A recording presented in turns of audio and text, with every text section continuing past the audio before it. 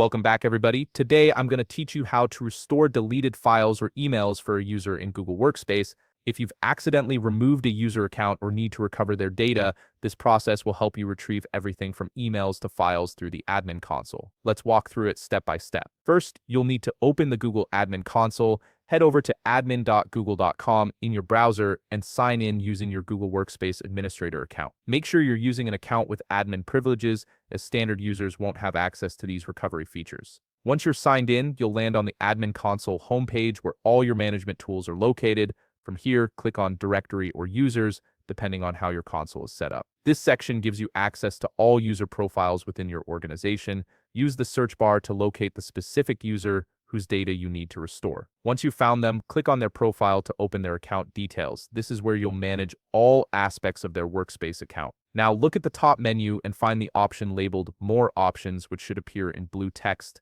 Click on it to reveal additional account management features. This menu contains several administrative actions you can take for user accounts, including the restore function we're after.